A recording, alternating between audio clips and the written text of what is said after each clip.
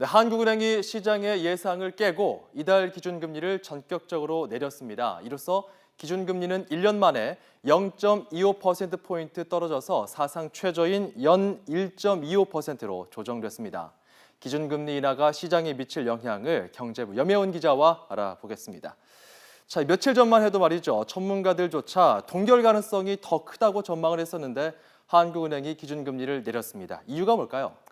네, 어제 정부가 수렁에 빠진 조선업과 해운업 구조조정 일정을 발표했는데요. 그 후폭풍을 줄여보려는 의도로 풀이됩니다. 이주열 한국은행 총재는 금리 인하의 배경을 설명하면서 구조조정이 직접적인 이유는 아니라고 강조했습니다.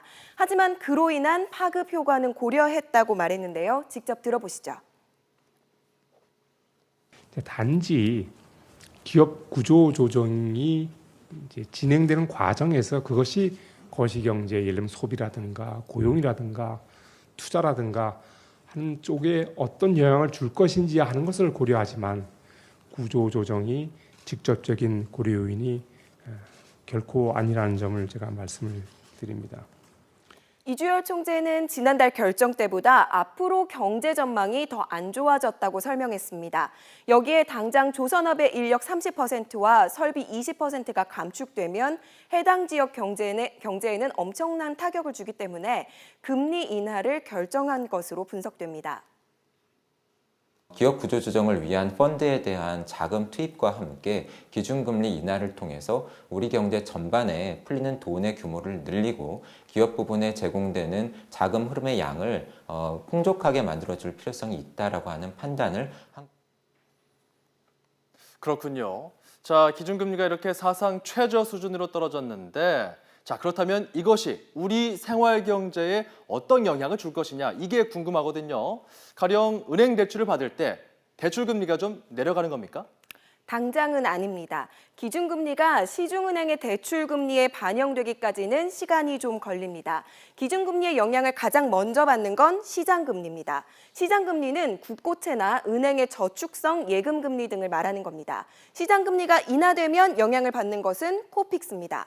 이 코픽스는 주택담보대출의 기준이 되는 금리인데요. 코픽스에 은행별로 붙는 가상금리를 더한 것이 바로 우리가 받게 되는 대출금리가 되는 겁니다. 이 과정을 다 거치는 데 걸리는 시간은 대략 2달에서 석 달 정도가 됩니다. 금리가 다 내려갔으니까 금리 대출을 받아야겠다라고 접근을 하시면 사실 본인이 보셨던 금리와 실제로 대출 받을 때 금리가 또 달라질 수가 있기 때문에 먼저 대출을 받으실 수요가 있다고 하면 상담을 먼저 받으시는 게 맞는 것 같습니다. 그렇다면 반대로 돈을 맡길 때 예금 금리는 어떻게 될까요? 시중은행들은 당장 이달 안에 금리를 조정할 것으로 보입니다. 현재도 예금 금리가 1%대인데 더 떨어진다면 최대 0%대 후반까지 낮아질 것으로 보이는데요. 이자 소득세나 물가 상승률 같은 걸 감안하면 사실상 저축으로서의 의미는 사라지는 셈입니다. 네, 그렇군요. 자, 오늘 기준금리 인하 소식이 전해지면서 저희 YTN 기사에도 댓글들이 많이 달렸습니다. 저도 쭉 봤는데요.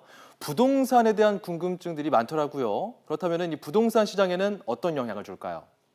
일반적으로 금리 인하는 부동산 시장에 호재로 작용합니다. 하지만 전문가들은 이번의 경우 예전처럼 부동산 시장에 활기를 불어넣지는 못할 것으로 예상하고 있습니다. 아무리 금리가 내렸다고 하더라도 매매의 경우에는 올해 초부터 은행 대출 심사가 강화됐기 때문에 원리금을 함께 갚아나가지 않는 한 돈을 빌리기가 어렵습니다. 다만 신규 분양의 경우에는 사정이 좀 다른데요. 집단 대출의 경우에는 대출 심사 강화 방안에서 빠져 있기 때문에 돈을 빌리기가 상대적으로 수월합니다. 전세의 경우를 살펴보죠. 집주인의 이자 소득이 줄어들겠죠. 그렇기 때문에 전세금은 더 올라갈 것으로 예상이 되고 그런 탓에 월세로 바꾸는 집도 늘어나서 전세난은 더욱 심각해질 것으로 보입니다. 네, 이런 상황에서 대출을 받거나 투자를 계획하는 분들은 아무래도 앞으로의 금리 전망에도 촉각을 곤두세울 수밖에 없는데요. 더 떨어질 것이냐 이런 여부입니다. 어떻게 예상할 수 있을까요?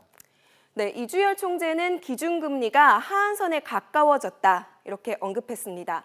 기준금리가 대체로 1%를 최대한 내릴 수 있는 선으로 보는데요. 지금 1.25%까지 내린 상황에서 추가 인하 여지는 별로 없다는 뜻으로 보입니다.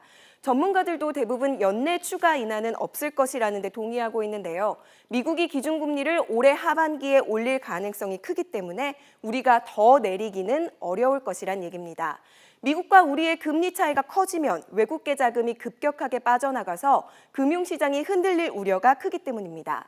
반면 일각에서는 올해 하반기 경기가 더 악화할 위험이 큰 만큼 4분기쯤 기준금리를 한 번 더 내릴 수도 있다고 예상하고 있습니다. 지금까지 경제주민이었습니다.